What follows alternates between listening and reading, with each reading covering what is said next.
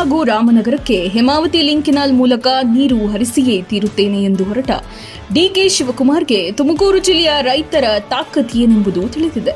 10 ರಿಂದ 12 ಸಾವಿರ ಜನಸಂಖ್ಯೆಯಲ್ಲಿ ಹೇಮಾವತಿ ಲಿಂಕ್ ಕೆನಾಲ್ ವಿರುದ್ಧ ಹೋರಾಟವನ್ನ ಮಾಡುವ ಮೂಲಕ ಸರ್ಕಾರಕ್ಕೆ ಬಿಸಿಯನ್ನ ಮುಟ್ಟಿಸಿದ್ದಾರೆ.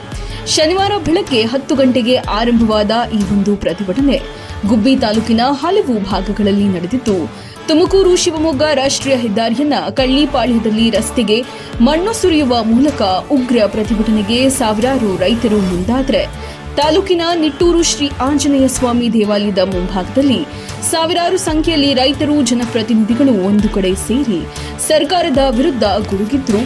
ಮೊದಲಿಗೆ ರೈತರಿಗಿಂತ ಪೊಲೀಸರೇ ಹೆಚ್ಚು ಕಾಣುತ್ತಿತ್ತು. ಬರಬರ್ತಾ 12 ಗಂಟೆಯ ಒಳಗೆ ಸಾವಿರಾರು ಸಂಖ್ಯೆಯಲ್ಲಿ ಜಮಾವಣೆಯಾಯಿತು.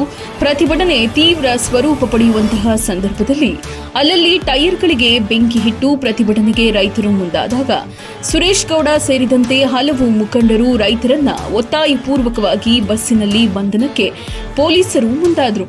ಬಂಧನ ಮಾಡಿದ ಕೂಡಲೇ ಮತ್ತಷ್ಟು ಉಗ್ರ ಸ್ವರೂಪವಾದ ರೈತರು ಬಸ್ಸುಗಳ ಟೈರ್ಗಳಿಗೆ ಗಾಳಿಬಿಟ್ಟು ಪ್ರತಿಭಟನೆಯನ್ನ ತೋರಿಸಿದ್ರು. 4ಕ್ಕೂ ಹೆಚ್ಚು ಶ್ರೀಗಳು ಬಸ್ಸಿನ ಮುಂದೆ ನಿಂತು ಯಾವುದೇ ಕಾರಣಕ್ಕೂ ಇಲ್ಲಿಂದ ಬಸ್ಸನ್ನ ಬಿಡುವುದಿಲ್ಲ ಎಂದು ಹಿಡಿದು ಪ್ರತಿಭಟನೆಗೆ ಸಾಥ್ ನೀಡಿದ್ರು. ದೊಡ್ಡಗುಣಿ ಬೆಳ್ಳಾವಿಯ ಕಾರದ ಮಠದ ಗೊಲ್ಲಹಳ್ಳಿ ಶ್ರೀಗಳು, ತೆವಡೆಹಳ್ಳಿ ಶ್ರೀಗಳು ಬಸ್ಸಿನ ಒಳಗೆ ನುಗ್ಗಿ ಬಂಧನ ಮಾಡಿದ್ದವರನ್ನ ಪೊಲೀಸರಿಂದ ಬಿಡಿಸಿಕೊಂಡು ಬಂದಿದ್ದು ಮಾತ್ರ ರೋಚಕವಾಗಿಯೇ ಇಡೀ ರೈತರಿಗೆ ಮತ್ತಷ್ಟು ಹುಮ್ಮಸ್ಸು ನೀಡಿತ್ತು.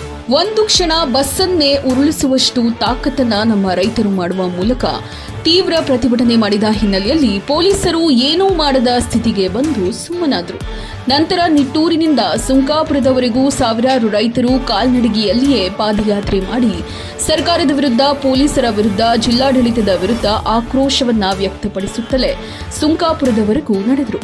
ತದನಂತರ ಯಾವುದೇ ಕಾರಣಕ್ಕೂ ನಾಲಿಯನ್ನ ಮಾಡಲು ಬಿಡುವುದಿಲ್ಲ ಎಂದು ರೈತರು ಭಾರೀ ಪ್ರತಿಭಟನೆಗೆ ಮುಂದಾದಾಗ ಪೊಲೀಸ್ ವರಿಷ್ಠಾಧಿಕಾರಿ ಎಸ್ಪಿ ಅಶೋಕ್ ಇನ್ನು 1 ತಿಂಗಳ ಅವಧಿಯಲ್ಲಿ ನಾಲೆಯನ್ನ ಮುಚ್ಚಿಸುವಂತಹ ಕೆಲಸ ಮಾಡಲಾಗುತ್ತದೆ ಎಂದು ಆಶ್ವಾಸನೆಯನ್ನ ನೀಡಿದರು.